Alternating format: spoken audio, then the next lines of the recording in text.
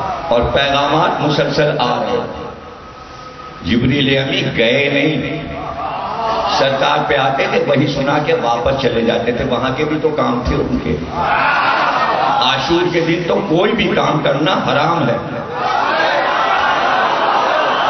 کوئی ذاتی کام نہیں ہوگا. پڑھ لو مفاتیح الجنان، شیخ عباس بغوی نے امام صادق کے حوالے سے لکھا ہے جو عاشور کے دن اپنا ذاتی کام کرے گا کبھی اس میں برکت نہیں ہوگی. کاروبار بند کر دو، دنیاوی کام بند کر دو. جو سال بھر کرتے ہو اسے روک دو. ہاتھ نہیں ملاتے، عادت ہے لوگوں کی ہاتھ ملانا شروع کر دی. عاشور کی شب ہاتھ نہیں ملانا. مصافحہ خوشی کی چیز ہے. جو بھی خوشی کا کام آج رات سے متروک ہے عاشور تک. ہنسنا نہیں ہے، مسکرانا نہیں ہے، سلام نہیں کرنا. سلام نہیں کرنا کیوں؟ اس لیے کہ دعا کرنا منع ہے. شب عاشور دعا نہیں کی جاتی. عاشور کے دن دعا نہیں کی جاتی. 8 دن تو گزر گئے نا دعا کرتے کرتے. امام سے پوچھا گیا کہ دعا کیوں نہیں ہوتی شب عاشور اور عاشور؟ کہ تمہیں اچھا لگتا ہے کہ کوئی تمہارا محسن ہو، مدد کرتا ہو، اور ایک دن اچانک تم دیکھو اس کے گھر میں آگ لگ گئی تو اس کے گھر پہ تم کھڑے کر کے کہو 10,000 روپے دے دیجئے. اس کا گھر جل رہا ہے، تم روپے مانگ رہے ہو. ظاہر ہے خاموش ہو جاؤ گے کہ آج یہ مصیبت میں ہے. آج ہم اس کی مصیبت پر وہ کام کریں جو یہ چاہتا ہے، اور ان کی مرضی ہے صرف رویا جائے، صرف ذکر حسین. ساری خوشیاں مطلوب. پیر میں نالین نہ ہو، سر پہ ٹوپی نہ ہو، گریبان کھلا ہوا ہو، آستین کے بٹن کھلے ہوں، اور پوری رات اور پورے دن کوئی ذکر سیاسی اور ایسا اور ویسا. جب بھی بولو حسین، جو بات کرو کربلا کرنا. کیا مشکل ہے؟ صرف ذکر حسین. اور پھر عاشور کے دن تو تسبیح بتا دیا اور ایک ایسا کام بتا دیا کہ قاتلان حسین پر مسلسل لعنت کرتے رہو. اللہم لعن قتلۃ الحسین و اصحابہ. حسین اور ان کے اصحاب کو جس نے قتل کیا اس پر خدا کی لعنت. حجت تمام کی اور پھر سب کو روکا تھا. اس لیے کیا تم سمجھ رہے ہو کہ حسین جو تنہا ہو گیا ہے تو کیا اس کی طاقت بھی کھو گئی؟ بتانا ضروری تھا کہ اللہ کا نمائندہ کتنا شجاع ہوتا ہے. اور پھر تمام انبیاء اجنہ اور فرشتوں سے کہا اب تم سب دیکھو تنہا حسین کیسے لڑتا ہے. ایک بار فلک کے دریچے واو اللہ نے فرشتوں سے یہ کہا کہ ہم حسین کا صبر و قرار خود دیکھ رہے ہیں اور ہم چاہتے ہیں کہ جب ہمارا شیر لڑے تو ہم اس کی جنگ دیکھیں. ابھی تو یہاں نیچے تھے، اوپر کیوں آ گئے؟ فضا میں کیوں آ گئے؟ کہ میں نے اپنے اللہ سے کہا کہ پروردگار میں نے حسین کو جھولا جھلایا. میں نے حسین کا بچپن دیکھا ہے. میں نے دیکھا ہے کہ فاطمہ حسین کو کبھی دھوپ میں نہیں آنے دیتی. پروردگار جبریل سے دیکھا نہیں جا رہا.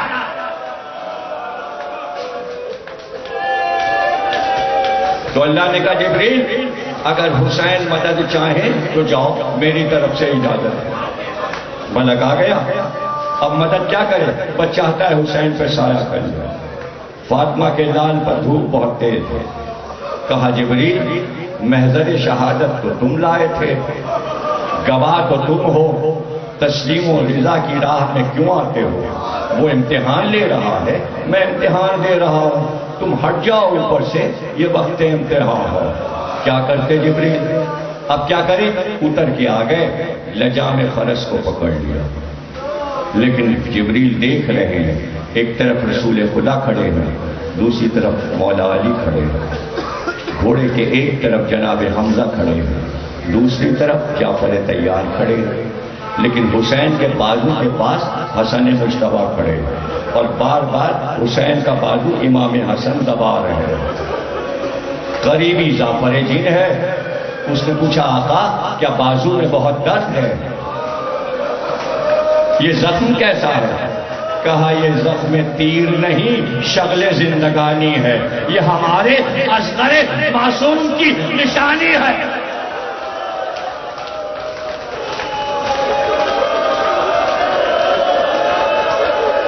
یہ ہمارے اصغر معصوم کی نشانی ہے. بس بھائی فرصہ ہی فرصہ ہے. اب جو کچھ فضائل مسائل سب ہو گئے، سن لیا تم نے. جنگ بھی سن لی، جبریل کی آمد بھی سن لی، عرش کی آواز بھی سن لی. اب تو سب کچھ سن لیا تم نے. اب کیا باقی ہے؟ وہ کربلا جو اب شروع ہو رہی ہے اس کو سنانے کا کس میں دم ہے؟ اس میں دم ہے. اور ایک بار حکم دیا جبریل امی انبیاء سے کہو جنت کو واپس جائے. انبیاء سے کہو اپنے اپنے مکانوں میں جنت کو واپس جائیں. آدم روتے چلے، نوح روتے چلے، ابراہیم روتے چلے، موسیٰ اور عیسیٰ روتے چلے. اس کے بعد اصحاب کہف سے کہا جاؤ اپنے غار میں واپس جاؤ. اصحاب کہف آگے بڑھے، قدموں کو بوسا دیا اور پھر کہا آخری مصافحہ کر لیجیے. حسین نے ہاتھ بڑھایا، اصحاب کہف نے مصافحہ کیا. کہا میرے لیے کوئی حکم؟ کہا سو جاؤ، مہدی کی آواز آئے تو اٹھنا.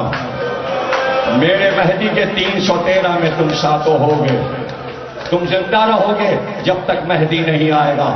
اصحاب کہف بھی روتے چلے. فرشتوں سے کہا واپس جاؤ اور جنہیں ٹھہرنا ہے، جنہیں اللہ کا اذن ہے، وہ انتظار کریں اسی صحرا میں اور ہمارے شیعوں کی مدد کرتے رہیں اور ان کے لیے مغفرت کی دعا کرتے رہیں. ملائکہ پیچھے ہٹے، اجنہ پیچھے ہٹے، انبیاء واپس چلے. ساری مخلوقات ادب سے زمین کربلا کو چوم کے واپس ہوئی.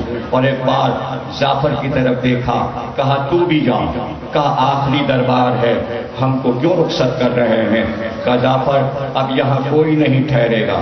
کہا میرے لیے کوئی کام؟ کہا دو باتیں، جب تک زندہ رہنا میری عزاداری کرنا اور پیغام دینا جب ٹھنڈا پانی پینا تو میری پیاس کو یاد کرنا. یا تازیہ داری کرنا. یہ بچے جو سبیلے لگاتے ہیں یہ حسین کا پیغام ہے. کوئی پیاسا نہ رہ جائے، نام حسین پر تھوڑا سا پانی پی لے. میں وہ کشتہ ہوں جسے رلا رلا کے مارا. میں وہ کشتہ ہوں، میں وہ کشتہ ہوں جس کو پیاسا رکھ کے مارا. میرے بچوں، میرے بھائیوں، اتنے مصائب ہیں کہ عمر گزر جائے نہ سن سکتے ہو نہ کوئی پڑھ سکتا ہے. ایک دن مجلس ہو رہی تھی، روک رہا ہوں تقریر کو. ایک دن مجلس ہو رہی تھی، سید سجاد رو رہے تھے. جب مجلس ختم ہوئی تو اس نے کہا آپ تو اتنا گریہ کرتے ہیں، ایسا لگتا ہے جیسے آپ کے جسم سے روح پرواز کر جائے گی. تو تمہیں کیا پتا ذاکر جب پڑھتا ہے تو ہمیں کیا کیا یاد آتا ہے. کہ اس وقت آپ تڑپ کے کیوں روئے؟ آپ کو کیا چیز یاد آ گئی؟ پھر رونے لگی. پھر افاقہ ہوا کہ تو نے پوچھا ہے تو بتا دوں. جب تک اسلام نہیں آیا تھا، جب قربانی کا حکم رسول اللہ نے دیا تو بتایا کہ جانور کو پہلے پانی پلا لینا، پھر قبلے کی طرف جانور کو لٹانا، پھر ہاتھ میں چھری لے کر ایک بار، یہ نہیں کہ کئی بار، ایک بار میں رگے گلو کو کاٹ دینا. بہت روگے. شرائط ہے قربانی کی، شرائط 10 شرطیں ہیں قربانی کی. یہ جو جانور کو کاٹتے ہو اس کی 10 شرطیں 10 شرطوں کے ساتھ ہے. اور چوتھے امام فرما رہے ہیں کہ لیکن جب تک اسلام نہیں آیا تھا اس سے پہلے قربانی کا طریقہ یہ تھا کہ کئی سو آدمی اپنے اپنے جانور لاتے اور اس جانور کو مجمع کے بیچ میں چھوڑ دیتے. جدھر وہ بھاگتا ادھر والے لوگ نیزے سے اسے مارتے. وہ بھاگ کے دوسری طرف آتا ادھر کے لوگ مارتے. کوئی اس کو تلوار سے مارتے, کوئی نیزے, اور وہ جانور بھاگ رہا ہوتا. رسول اللہ نے پابندی لگائی کہ اس طرح جانور کو ذبح نہ کرنا کہ چاروں طرف سے گھیر گھیر کے مارو. کہ میں اس لیے رویا کہ میرے بابا کو کربلا میں اس طرح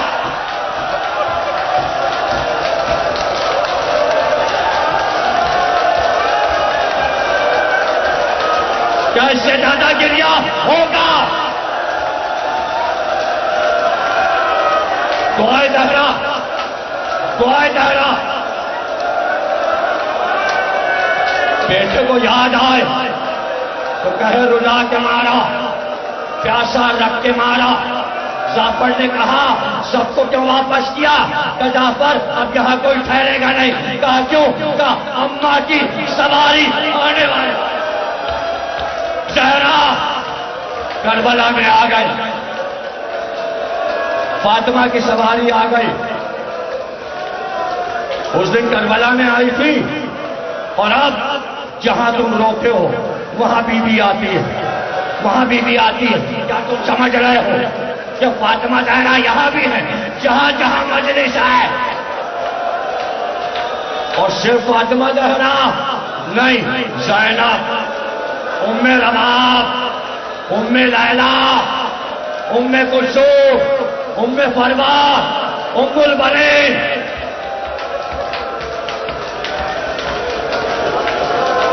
جزاک اللہ. کیا گریا ہے, کیا نورانی مجلس ہے. وہ کون سی آنکھ ہے جو آج نہیں روئے گی؟ وہ کون سا سینہ ہے جو ماتم سے رہ جائے گا؟ وہ کون سا ہاتھ ہے جو سینے پہ نہیں اٹھے گا؟ ایک بار میری طرف دیکھتے رہو, تقریر ختم ہو گئی. ایک بار عمر سعد نے کہا جو پتھر لے کر آئے ہیں تھیلیوں میں ان کو بلایا جائے. چاروں طرف انہوں نے گھیرا ڈالا اور پہلے حسین پر پتھر مار. چاروں طرف پتھر لگا, یہاں یہاں یہاں یہاں یہاں.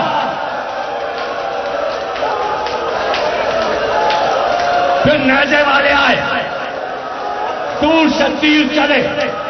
راوی کہتا ہے اتنے تیر تھے زرا میں کہ حسین نظر نہیں آ رہا.